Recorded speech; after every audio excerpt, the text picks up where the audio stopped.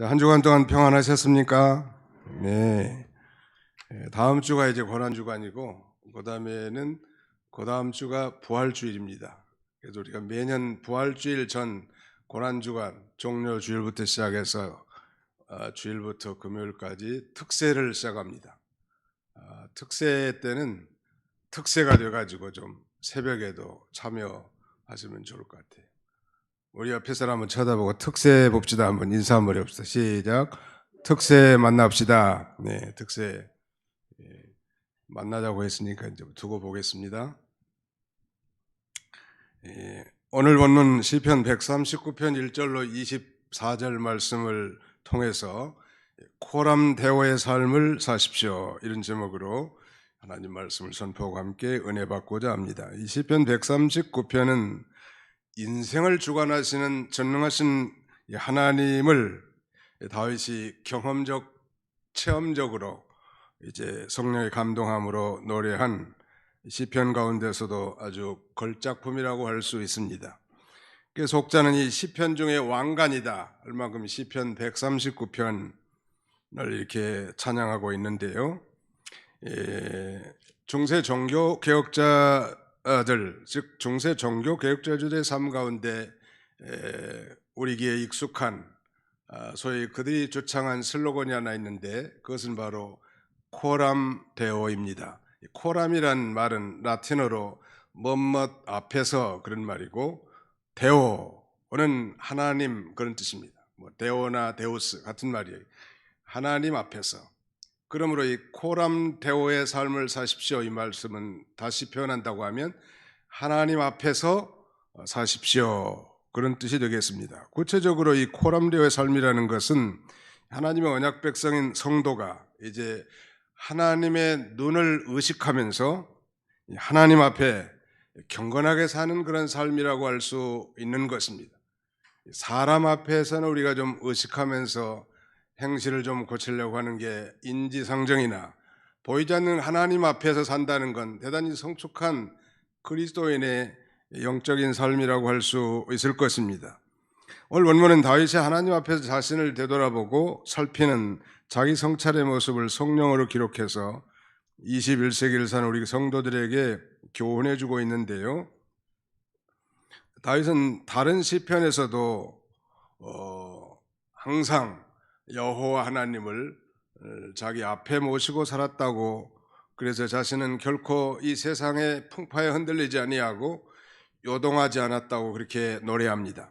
시편 16편 8절에 보니까 내가 여호와를 항상 내 앞에 모심이여 그가 나의 오른쪽에 계심으로 내가 흔들리지 아니하리로다 그랬습니다. 고난과 역경 중에 있는 인생이라도 우리가 믿는 하나님이 과연 어떤 하나님인가를 확실하게 알고 그 앞에서 살 때 우리는 힘을 얻고 요동하지 않는 그런 삶을 살 수 있을 것입니다. 코람 데오의 삶을 사십시오. 그렇다면 구체적으로 코람 데오의 하나님, 우리가 앞에 모시고 섬길 우리 하나님은 과연 어떤 분이실까요? 우리 주보 순서지에 4가지를 기록했는데 우리 같이 한번 따라서 해보도록 하겠습니다. 우리가 항상 앞에 모시고 살아야 할 우리 하나님은 어떤 분이실까요? 다윗이 체험하고 깨달았던 신앙적 고백이 오늘 저와 여러분들의 고백이 되시기를 축원합니다. 자, 따라서 해봅시다. 전지하신 하나님, 무소부재하신 하나님, 전능하신 하나님, 심판하신 하나님. 전지하신 하나님이라는 건 모든 것을 아시는 하나님, 그런 뜻이죠. Omniscient God. 옴니라는 이 어근은 all 그런 뜻이, 모든 것을, scient라는 건 알다 그런 말이거든요. 라틴어인데 영어에 접목되는 이 모든 것을 아시는 하나님, 모든 걸 다 아신다. 자기를 아시는 하나님을 믿는 성도라면 사람들의 인정의 호불호에 상관없이 담대한 삶을 살 수 있을 것입니다. 그 다음에 두 번째는 무소부재하신 하나님, 이건 다른 말로 하면 편재하신 하나님 그런 말이죠. 우주에 편만하게 계신 하나님, 옴니 모든 곳에 present God, 임재하신 하나님, 모든 곳에 계시는 하나님. 하나님은 어디에나 계시는 하나님이시라는 것. 세 번째는 전능하신 하나님, omnipotent God, 모든 것을 하실 수 있는 하나님, 전능하신 하나님. 마지막 심판하신 하나님, 바로 이 공의의 하나님을 깨닫고 자기의 삶 속에서 경험하고 성령으로 이렇게 노래하는 것입니다. 자, 구체적으로 이제 하나씩 좀 살펴보려고 합니다. 시간 될 때까지. 전지하신 하나님, 바로 인생을 감찰하시는, 인생을 살펴보시는 하나님인 것을 여기 1절로 6절까지 노래하는데, 자 보실까요? 여호와여, 주께서 나를 살펴보셨으므로 나를 아시나이다. 주께서 내가 앉고 일어섬을 아시고 멀리서도 나의 생각을 밝히 아시오며 나의 모든 길과 내가 눕는 것을 살펴보셨으므로 나의 모든 행위를 익히 아시오니 여호와여, 내 혀의 말을 알지 못하시는 것이 하나도 없으시니이다. 질문하겠습니다. 여기 하나님이 자신을 안다고 하는 표현이 몇 번이나 나와 있을까요? 매 절마다 한 번씩 나와 있고 2절에는 2번 나와 있으니까 총 몇 번이다? 지금 정신이 없어요. 지금 매 절마다 하나씩 나와 있고 4절까지 제가 읽었는데 매 절마다 한 번씩 나와 있고 2절에는 2번 나왔으면 총 몇 번이다? 뭘 또 25번이요? 5번이죠.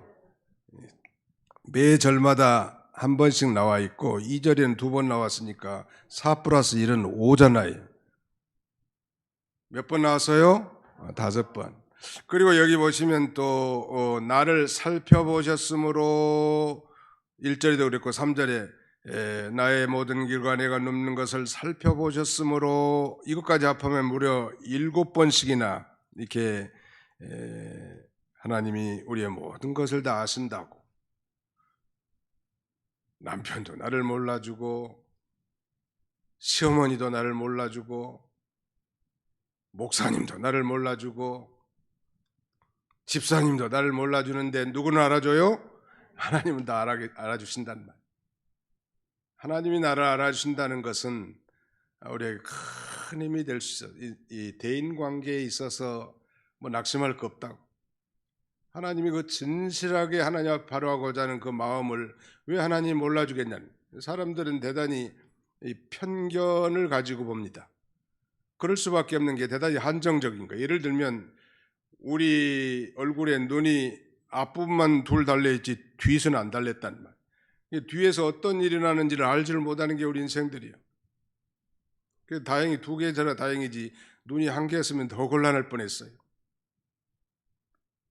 그러나 우리 하나님은 모든 것을 다 아시고 알아주시는 하나님이시라는, 여기 보니까 우리 앉고 일어서는 모든 동작, 모든 길과 눕는 것, 즉 모든 인생살이를 다 아십니다. 우리의 시간과 공간을 초월해서 우리 하나님은 일거수일투족을 다 감찰하시고 나의 모든 생활을 주시하고 계신다. 하나님이 보고 계신다. 중세 종교 개혁자들의 또 다른 슬로건 하나는 메 비디 데우스라고 하는 말을 많이 썼다고 합니다. 메 비디 데우스, 메 나를, 비디 보고 계신다, 데우스 하나님이 나를 보고 계신다. 무슨 말이죠? 하나님이 나를 보고 계십니다. 시작. 하나님이 나를 보고 계십니다. 가정에서 지금 온라인 예배 드리신 분도 하나님이 지금 보고 계십니다. 아니, 여기 의자에 앉아서 지금 하나님 앞에 예배드리는 우리들의 심령들도 다 하나님이 감찰하고 계십니다. 하나님이 나를 보고 계신다는 말은 정말 하나님을 거스리고 죄짓고 하나님을 멀리 떠난 사람들에게는 두려움의 존재가 되겠지만, 하나님이 나를 보고 계신다고 하는 것은 누가 보든 보지 않든 어느 곳에든지 의를 행하고 믿음을 지키고 양심을 써서 하나님 앞에 바로 행한 자에게 하나님이 찾으시고 복을 주신 하나님, 여호와 하나님은 온 천하를 두루 살피시사 전심으로 자기를 향하는 자에게 능력을 베풀어 주시는 하나님이시죠. 천하 어디에서든지 하나님을 경외하는 자를 받으시는 하나님이시란 말. 이런 하나님에 대한 지식, 이것을 우리는 알 때 결코 낙심하지 않을 수 있습니다. 사람을 의식하고 사람에게 상처받는 그런 일을 덜 할 수 있겠죠. 하나님이 나를 보고 계시고 내 중심을 아시고 나를 감찰하신 하나님이시기 때문입니다. 오늘 본문 1절로 6절까지는 뭐 세 가지로 요약한다면 하나님이 우리의 생각도 아시고 하나님은 우리의 행동도 아시고 하나님은 우리의 말까지도 아신다는 거예요. 4절에 여호와의 내 혀의 말을 알지 못하는 것이 하나도 없으시니이다. 우리가 입술과 혀에서 떠난 말들이 발설되는 순간 사라진 것 같지만 하나님은 기억하실 뿐만 아니라 그 속에 숨은 동기까지도 다 감찰하시는 하나님이십니다. 사랑하는 성도 여러분, 우리 속담에는 그 10길 물속은 알아도 한 길 사람 속은 알지 못한다, 알 수 없다, 그런 속담이 있는 것처럼 정말 다른 사람의 생각만큼 알기 어렵습니다. 잘 몰라요. 그러나 하나님께서는 그 사람의 생각과 심지어는 그가 말하는 의도까지도 다 갈파하시는 전능하신 하나님이시죠. 요한복음 2장 23절에 이렇게 말합니다. 많은 사람이 그의 행하시는 표적을 보고 그의 이름을 믿었으나 예수는 그의 몸을 그들에게 의탁하지 아니하셨으니 이는 친히 모든 사람을 아심이요 또 사람에 대하여 그 누구의 증언도 받으실 필요가 없었으니 이는 그가 친히 사람의 속에 있는 것을 아셨습니다. 친히 모든 사람을 아심이요 그가 친히 사람의 속에 있는 것을 아셨습니다. 사람이라고 하는 존재는 질그릇과 같이 연약한 존재. 잠언에서 솔로몬 성령으로 사람을 의지하면 올무에 걸리거니와 여호와를 의지하는 자는 안전하리라 라고 말씀합니다. 하나님을 의지하는 게 안전하단 말이에요. 예수 그리스도의 이 표적을 통해서 수많은 사람들이 구름대처럼 몰려왔지만 예수님은 그 사람들을 의탁하지 않았습니다. 왜? 친히 모든 사람을 다 아신 거예요. 수제자 베드로까지도 3번씩이나 예수님을 부인한 자 아니겠습니까? 우리가 그런 존재예요. 베드로만이 아니고 또 누구의 증언도 받을 필요가 없었는데 그것은 친히 사람의 속에 있는 것을 아셨습니다. 사람은 다 자기중심적 연재라. 누구를 막론하건 간에 여전히 이기적이고 자기중심적이란 말.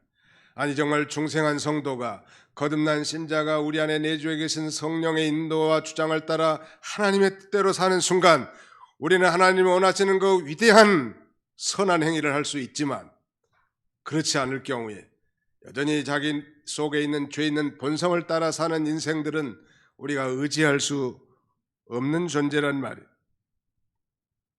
사람들은 누군가가 자기를 진정으로 알아줄 때 마음의 빗장을 풀고 상대를 받아들이게 됩니다. 빌립이 이제 전도를 받고 너무나 기뻐서 내가 메시아를 만났다 하고 친구에게 가서 전합니다. 친구 나다나엘이 듣기에는 정말 가소로운 거예요. 어떻게 이렇게 촌동네 나사렛에서 메시아가 날 수 있겠느냐. 그때 빌립이 전도한 방법은 와 보라 한마디죠. Come and see, come and see, 와서 보라는 거예요. 이 나다나엘이 예수님에게 오는 것을 보고 예수님이 이렇게 선언합니다. 보라 이는 참으로 이스라엘 사람이라 그 속에 간사한 것이 없도다. 나다나엘이 늘 무화과나무 밑에서 오실 메시아를 기다리면서 늘 소망 가운데 기도하는 걸 예수님은 다 아셨습니다. 자신의 정체성을 정확하게 꿰뚫어 본 이 예수님을 보고 그는 단박에 마음문을 열고 예수를 이스라엘 왕으로 구원자로 받아들여 이 소위 돌로메 아들 바돌로메가 예수 그리스도의 12 제자에 포함되게 되고 예수님을 따라간 것입니다. 사랑하는 성도 여러분, 누군가가 내 마음을 진정으로 알아줄 때 우리는 마음의 빗장을 열고 우리가 대화를 할 수 있는 것입니다. 하나님은 애굽왕 바로의 강팍함도 아시고 그래서 모세를 보내서 이스라엘을 이끌어내시죠. 야곱의 그 간사하고 약삭빠름도 아시고 그를 저 한수 위인 바단 아람의 삼촌에게 보내서 10번이나 품삯을 병객케 만들어서 그의 간사함과 교활함을 교정시키시는 하나님, 압살람의 음흉함도 아시고 거짓 선지자 발람이 돈을 좋아하는 것도 아시고 바리새인들의 외식도 아시는 하나님입니다. 거룩한 사사 삼손이 드릴라의 무릎 위에 누워 있는 것도 아시죠? 엘리야가 로뎀나무 아래 쓰러져 탄식하고 있는 것도 아십니다. 하나님은 우리의 모든 것을 아십니다. 한번 따라합시다. 하나님은 우리의 모든 것을 아십니다. 하나님 모든 걸 아셔요. 목사님의 눈은 감출 수 있어도 하나님의 눈은 감출 수 없단 말. 구약시대의 고난의 대명사를 일컫는 인물 욥은 자기가 당하는 고난의 인생길을 오직 여호와만 안다고 고백합니다. 나의 가는 길을 오직 그가 아시나니 그가 나를 단련하신 후에는 내가 정금같이 나오리라, 그렇게 고백하잖아요. 그리고 자기가 당하는 고난에 대해서 하나님의 섭리를 믿음으로 받아들입니다. 그러면서 그가 내 길을 살피지 아니하시느냐, 내 걸음을 다 세지 아니하시느냐라고 확신을 갖는 것입니다. 하나님이 나를 아신다고 하는 이 신지식을 갖는 것은 참으로 복 있는 자입니다. 이 지식은 너무나 높고 기이하단 말이에요. 그래서 완전히 이해할 수는 없지만 하나님이 나를 알아주시고 또 진을 쳐서 나를 지키시고 보호하신다는 사실은 우리에게 큰 위로와 힘이 될 줄로 확신합니다. 두 번째는 이제 무소부재하신 하나님, 무소부재, 말하자면 안 계신 곳이 없는 하나님, 즉 어디에나 계신 하나님, omnipresent God, 다른 말로 하면 편재하시는 하나님이십니다. 우주 속에는 하나님이 우리 성도들을 인도하고 붙들어주기 위해서 임재하지 못할 곳이 전혀 없습니다. 우리 찬송가 598장 천지 주관하는 주님 가사 1절에 보면 이렇게 시작합니다. 천지 주관하는 주님 어디에나 계시니 사람 손이 지은 전에 어찌 계신 바랄까. 성전 건축 때 특별히 많이 부르는 찬송인데 어디에나 계시는 하나님, 이것을 바로 무소부재하신 하나님 혹은 편재하신 하나님이라고 이렇게 노래하고 있습니다. 하나님이 우리 성도를 보지 못할 정도로 어두운 흑암은 결코 없다는 것, 어디에나 우리 하나님이 우리 성도들을 다 보시고 아시고 인도하시고 붙들어 주시고 보살펴 줄 것을 가르쳐 주는 것입니다. 그런 면에서 이 거룩한 하나님의 자녀들이 왜 하나님을 거역하고 죄를 지을까요? 그것은 자기가 하나님의 이 불꽃 같은 눈앞에 있다는 사실을 모르거나 잊어버렸기 때문인 것이죠. 늘 그것을 의식하며 사는 게 중요해요. 우리 도봉교회 제가 11대 담임 목사입니다.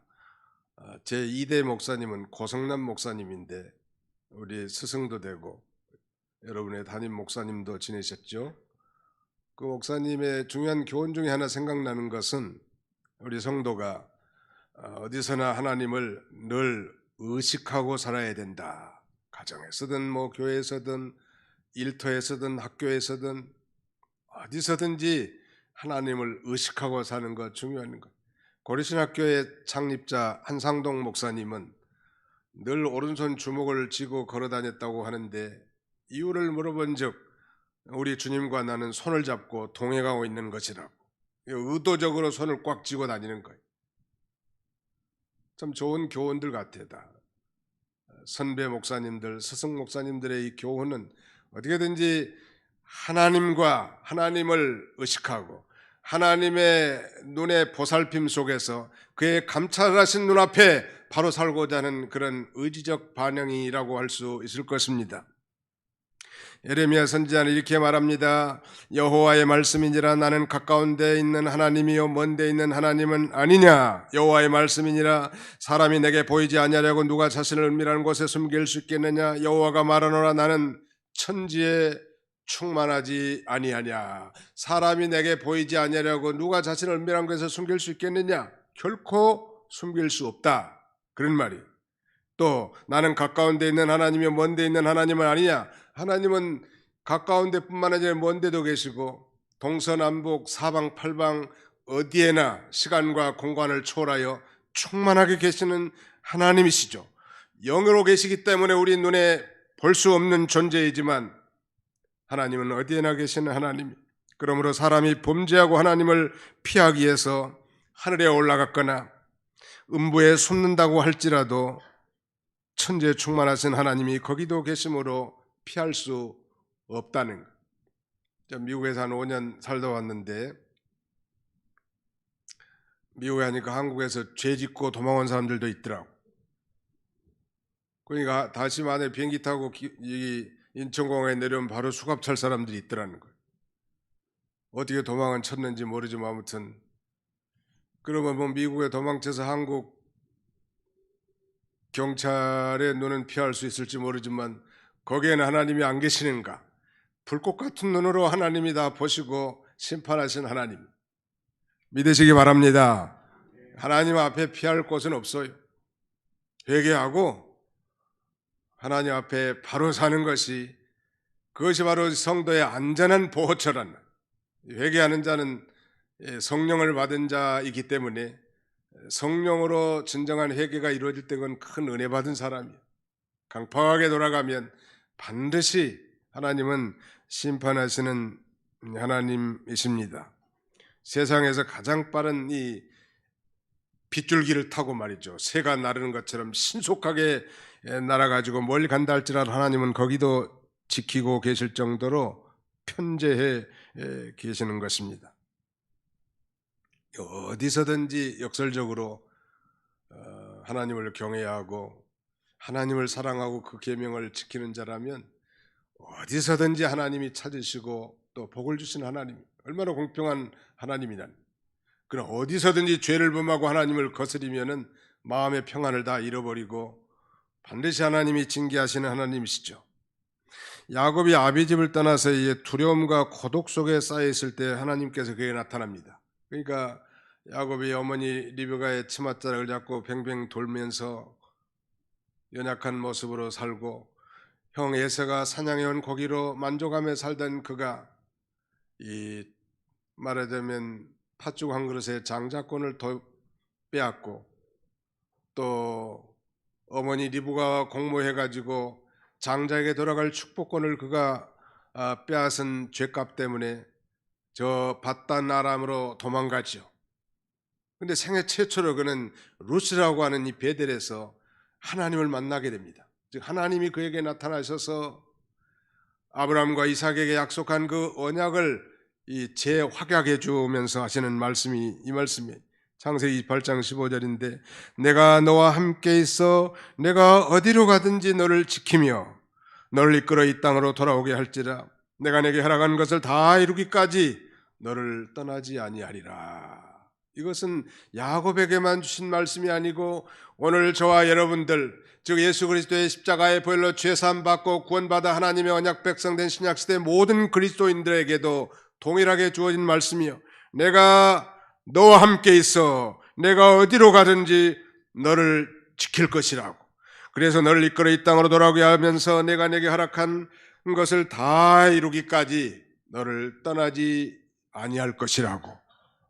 그렇게 하나님의 임재의 약속을 확약해 준 것처럼 우리에게 그렇게 해주신 하나님, 어디든지 하나님이 함께 해줄 것이고 울량하신 하나님의 그 위대한 뜻을 다 반드시 이루실 것을 믿으시기 바랍니다.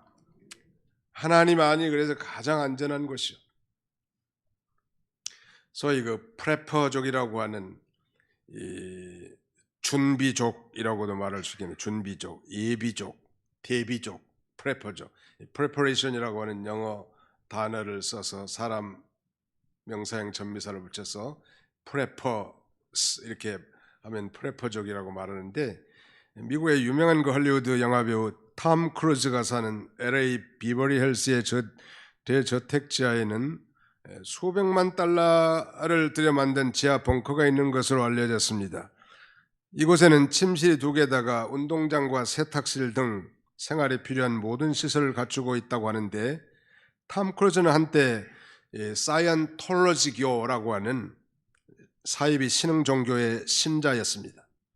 지금 뭐 자기 딸 때문에 탈퇴했다는 말이 있는데요. 아무튼 뭐 지금도 신봉하는지는 잘 모르겠지만 이 지구 종말에 대비해서 이 벙커를 설치했다고 합니다. 탐 크루즈처럼 재난이 닥쳤을 때 살아남기 위해서 이런 준비를 하는 사람들을 프레퍼족, 준비족이라고 그렇게 말하는데, 문제는 그러면 그 속에 들어가면 안전할까? 천만의 말씀이죠. 거기에 숨어 있으면 하나님을 피할 수 있는가? 만만의 콩떡이요. 천만의 말씀, 그 다음에는 만만의 콩떡이란 말. 아무리 지하 깊숙한 곳에 피난처를 만들었다 할지라도 하나님이 심판하시면 다 심판을 받을 수밖에 없고, 그곳에까지도 하나님은 다 임재하시고 감찰하시는 하나님이시라는 말. 요새 뭐 쓰레기 버리는 장소가 아닌데 이렇게 함부로 불법으로 이 쓰레기를 투기하는 사람들이 있어서 골치가 아픈 이 당국자들이 거기다가 이 CC 카메라를 설치해 놨더니 현저하게 쓰레기 투기가 줄었다고 합니다. 사람이라는 건 양심을 가진 존재인데 뭔가 이 감시 카메라가 자기를 지키고 있다는 그거 하나 때문에 전에는 쓰레기를 아무렇게나 거기다 버렸는데 이제는 안 버린다 하는 거예요. 우리 교회도 여러 해 전에 CCTV를 달았는데 그 단 목적은 요 앞에 술집에서 술이 거나하게 취해가지고 새벽녘에 가지고 부엌 쪽에다가 실내하는 사람들이 종종 있었다고. 우리 전설태 목사님이 그거 치느라고 욕받는데 말이죠. 아무튼 그대로 이 CCTV를 설치해놨더니 지금은 전혀 그런 일이 없어요. 왜 그럴까요? CCTV에 찍히니까 말이죠. 사랑하는 성도 여러분, 우리 하나님이 CCTV만 못할까요? 불꽃 같은 눈으로 우리의 심령 골수를 쪼개기까지 하시는 하나님이 모든 걸 다 감찰하신다는 말. 그 하나님 앞에 우리가 경건하고 거룩하게 사는 것은 당연한 일일 것입니다. 요나는 하나님의 명령을 불순종하고 이 다시스로 도망쳤습니다. 니느웨에 가서 복음을 외치라고 한 주님의 선교 명령을 정면으로 거절하고 도망쳤지만, 거기 보면 여호와의 낯을 피하여 도망쳤다고 했지만 그는 큰 물고기 속에 들어가서 이 물고기 뱃속에서 하나님을 만나고 회개하며 하나님의 선교 명령에 다시 순종하지 않습니까? 하나님은 그 물고기 뱃속 같은 곳에도 하나님이 거기에 함께 계시죠. 요새 우리는 이 스마트폰을 들고 집 밖을 나가는 순간부터 우리의 위치가 다 추적이 되고 거리에 곳곳에 설치된 수많은 카메라에 우리의 동선이 찍힙니다. 우리의 움직이는 활동 모든 행위들이 다 찍힙니다. 피할 수 없단 말. 우리의 행동 거지를 바로 하고 살아야 할 것입니다. 그러면 휴대폰을 끄고 CCTV를 CC 카메라, 감시 카메라를 혹시 피할 수 있을지 모르지만 천지에 충만하신 하나님의 눈을 어떻게 피할 수 있겠냔 말. 죄인들은 갈 곳이 없어요. 죄인들이 어디로 가야 하는가? 하나님을 피할 수 없다면 죄인들이 어디로 가야 할까요? 갈 곳이 없죠. 하나님 앞에 회개하고 하나님의 품속으로 들어가야 거기가 안전한 것. 따라서 합시다. 하나님의 품속이 가장 안전한 곳입니다. 네. 그 다음에 세 번째는 전능하신 하나님이십니다. 전능하신 하나님. 전능하신 하나님.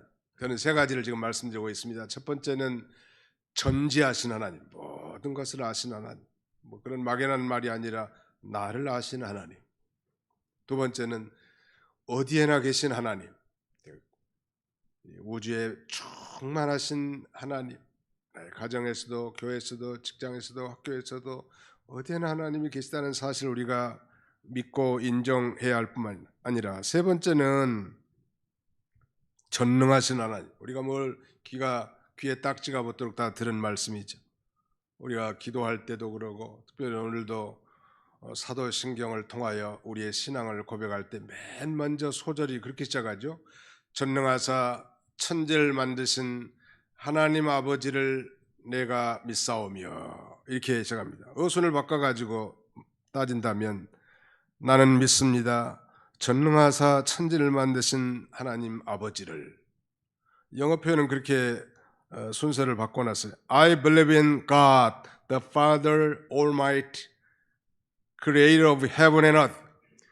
하늘과 땅의 창조자이신 전능하신 하나님을 I believe in, 내가 믿습니다. 창조자 이퀄 전능자예요. 그래서 오늘 시인은 이 시편 139편 10절 13절 이하에서부터 특별히 나를 창조하시고 나를 모태에서 조성하신 하나님의 전능하심을 믿고 이렇게 노래한 것입니다. 그리고 그것이 그야말로 자신을 지은 것이 신묘막측하다는 것, 인간을 창조하신 하나님의 신묘막측하신 하나님의 섭리를 노래합니다. 자신의 출생의 전 과정에 나타나는 그야말로 기이하고 오묘한 하나님의 섭리를 통해서 우리 하나님은 전능하신 하나님이시다. 그것을 이렇게 노래하고 있습니다. 거기 13절 보실까요? 13절, 주께서 내 내장을 지으시며 나의 모태에서 나를 만드셨나이다. 내가 주께 감사하며 나를 지으심이 기묘하심이라. 주께서 하시는 일이 기함을 내 영혼이 잘 아나이다. 우리 육체가 얼마나 신비할까. 우리 몸은 수족의 세포로 구성되어 있습니다. 매일 그리고 200만 개의 세포가 날 가지고 교체된다고 합니다. 사람은 200개 이상의 뼈들과 600개 이상의 근육으로 구성되어 있고 뇌와 심장, 폐와 위, 간과 창자, 쓸개와 신장 등이 있습니다. 우리 뇌는 80억 개의 세포로 구성되어 있다고 합니다. 심장은 매일 쉬지 않고 약 10만 번 수축 운동을 합니다. 인간의 몸은 참으로 신비한 조직체이죠. 그래서 유명한 설교가 찰스 스펄전 목사님은 여러분 하나님의 전능하신 능력을 보기를 원하십니까? 이렇게 질문하면서 멀리 가실 것 없습니다. 당신의 몸을 보십시오. 인간의 신체보다 더 하나님의 전능하심을 그의 능력을 잘 보여주는 것은 없습니다. 이렇게 말하고 이렇게 우리는 지극히 가까운 곳에서도 전능하신 하나님의 능력을 발견할 수 있다고. 내 내장을 지시며 나의 모태에서 나를 만드셨나이다. 여기 내장을 옛날 성경은 장부로 되어 있죠. 오장육부를 지으신 하나님, 그리고 뼈를 조성하신 하나님, 그분은 곧 전능자이십니다. 그분이 나의 예수 그리스도를 통해서 나의 아버지가 되셨죠. 그 능력으로 우리를 지키시고 보호하신다는 사실을 믿으시기 바랍니다. 마지막 하나는 심판하시는 하나님이십니다. 하나님은 사랑의 하나님이시지만 공의의 하나님이시라고 우리가 늘 잘 배우지 않았습니까? 우리가 심판하신 이 하나님에 대해서 다윗은 하나님의 대적, 하나님을 거스리고 하나님을 대적하는 그 세력을 미워한다고 그러면서 이렇게 노래합니다. 19절을 보십시오. 하나님이여 주께서 반드시 악인을 죽이시리이다. 피 흘리기를 즐겨하는 자들아 나를 떠날지어다. 그들이 주를 대하여 약하게 말하며 주의 원수들이 주의 이름을 헛되이 맹세하나이다. 여호와여 내가 주를 미워하는 자들을 미워하지 아니하오며 주를 치러 일어나는 자들을 미워하지 아니하리까. 우리가 개인적인 이웃을 증오하는 것은 천국 시민으로서 합당치 못한 일입니다. 왜냐하면 원수를 사랑하라고 했기 때문이죠. 그러나 하나님을 미워하고 하나님의 원수된 자를 미워하는 것은 또 하나님의 자녀된 자의 도리요 본분인 것입니다. 최근에 미국의 조지아주 애틀란티시에서 그야말로 무차별 살인 총기 난사 사건이 있었는데 21살 된 한 젊은이 백인이 소위 에시안 헤이트라고 하는 아시아 사람을 증오하는 마음으로 무차별 총기 난사를 해서 우리 한국계 미국인 또 영주권자 4명을 사살해가지고 말이죠. 바이든 대통령은 조기를 개항하라고 할 정도였다고 합니다. 그야말로 우리가 증오해야 될 일이죠. 그런 일은 결코 있어서는 안 돼. 아니 그리고 우리 그리스도인들이야말로 원수까지도 사랑해야 할 자들인데 성도들 간에 형제끼리 서로 미워하고 반목한다면 천국 시민으로서 너무 어울리지 않아요. 정말 우리는 성령 받은 자이니까 성령의 인도를 받아서 진정으로 우리가 사랑을 해야 하지만, 그러나 하나님의 공적에 대해서는 우리가 물리치고 그들과 멀리 해야 합니다. 너희는 믿지 않는 자와 몽해를 같이 하지 말라고. 의와 불법이 어떻게 함께하며 그리스도와 벨리알이 어떻게 조화되겠느냐고. 너희는 거기서 떠나서 따로 있고 거룩한 자가 되라고.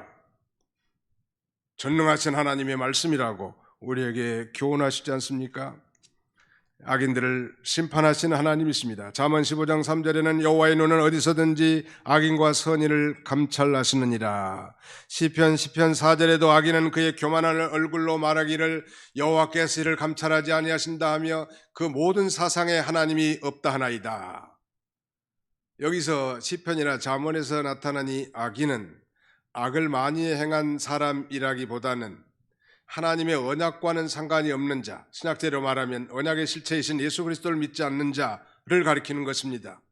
그들은 말하기를 여호와께서 우리를 감찰하지 않는다고, 여호와께서 우리를 보지 않는다고, 그러면서 여호와 하나님이 없다고 이런 무신론을 주장하는 자, 이런 자들 하나님이 반드시 심판하시는데 그들과 멀리 떨어져 살게 해달라고 다윗은 그렇게 간구하고 있습니다. 그러나 하나님을 사랑하고 경외하며 겸손히 그 명령을 준행하며 사는 사람에게는 아브라함에게 하셨던 것처럼, 아브라함에게 약속하셨던 것처럼 이 방패가 되고 지극히 큰 상급이 되어질 것입니다.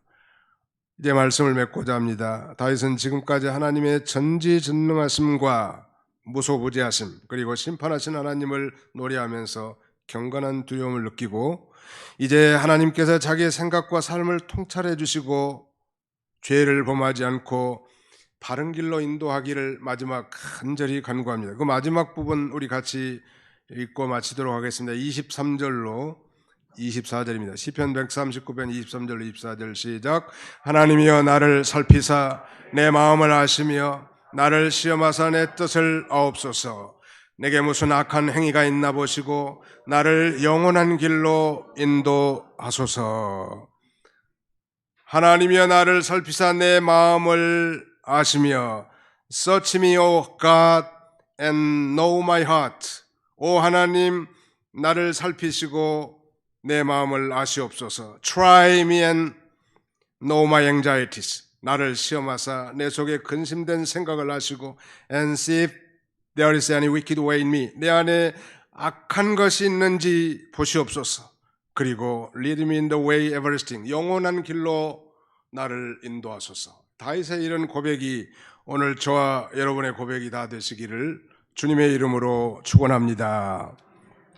거룩하신 우리 아버지 하나님께서 오늘도 안식일을 기억하여 거룩히 지키라고 하신 주님의 명령을 따라 일부는 예배당에서 현장 예배로, 또 일부는 가정에서 온라인 예배로 우리 하나님 앞에 이 날을 기억하여 영광을 돌릴 수 있도록 은혜 주심을 진심으로 감사하고 감사를 드립니다. 자비로우신 우리 아버지 하나님, 다윗은 수많은 곤란과 역경과 절망 가운데서도 자기가 믿는 하나님이 어떤 하나님인가를 밝히 깨닫고 여호와 하나님의 그 속성과 그 놀라운 역사하심을 체험하고 간증으로 우리에게 노래함으로 오늘 21세기를 사는 우리 그리스도인들도 우리가 믿는 하나님이 과연 어떤 분인지 밝히 깨닫고 그 하나님을 의지하고 그 하나님 앞에서 복된 삶을 살도록 교훈하신 은혜와 사랑을 진심으로 감사하고 감사를 드립니다. 자비로우신 아버지 하나님, 시대가 변할지라도 환경이 변할지라도 아니 우리에게 어떤 사건과 환경이 닥친다 할지라도 내가 믿는 하나님은 정말 전지전능하신 하나님이시요 무소부지하시고 편지하신 하나님이실 뿐만 아니라 반드시 심판하시는 하나님인 줄 알고 우리가 사람이나 환경이나 사건을 두려워하거나 걱정하거나 염려하거나 근심하는 그런 자들이 아니라 어떤 환경에서도 우리 하나님을 찬양하며 우리 하나님의 하나님 되심을 찬양하며 우리 하나님의 그 높임을 찬양할 수 있는 그런 저희들이 다 되게 주옵소서.